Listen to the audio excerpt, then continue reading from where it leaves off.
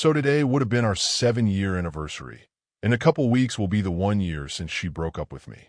Yes, she cheated on me and dumped me barely a couple weeks after we celebrated our 6-year anniversary. Long story short, she's always been avoidant and inattentive. I was putting in the majority of the work in the relationship. I cooked for us every day. I was doing the majority of cleaning. I always planned our dates. I took care of her cat more than she did, etc. She slowly checked out of the relationship and became obsessed with a particular MMORPG. The more I tried to communicate with her that I was burnt out from putting in 90% of the effort, the more she checked out. She became friends with a guy in her guild who quickly made it apparent that he did not respect our relationship. And my ex engaged in this emotional affair because it was easier and made her feel good. I was willing to work past it since it was only emotional affair. I tried to make it very clear that I didn't want to control her, but this whole friendship makes me really uncomfortable and I'm not okay with it. She just continued to drag her feet, and I don't know about you, but it shouldn't take you 3 days worth of conversations to be like, who is more important to me? My boyfriend of 6 years who lives with me and cooks and cleans for me, or some random guy I've only known for a month through an online video game?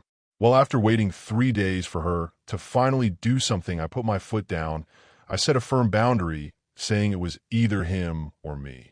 Well, she didn't take that well and flipped it on me, trying to say I was backing her into a corner and that it was unfair of me to make her pick between the two. And in fact, she's leaving because she's realized she's no longer happy in the relationship, and it has absolutely nothing to do with this other guy. Anyways, not long after dumping me, she started dating the guy. Shocker, I know.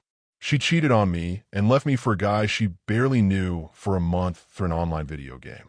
And to top it off, she basically kicked me out of the home that I was taking care of for us because I don't make enough money to cover both our halves of rent, but she has a trust fund and can.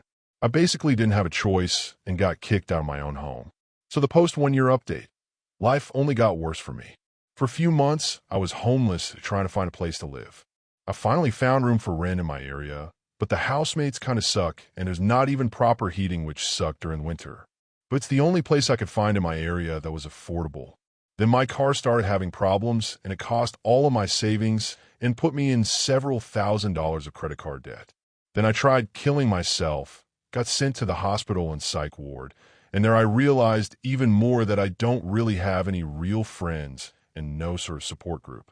So this is my life, alone and depressed every day. I've tried dating again only to find dating apps to be so demoralizing. So far I've been ghosted or stood up 6 times now. All I do is work and try paying off this credit card debt, hoping my car doesn't break down again.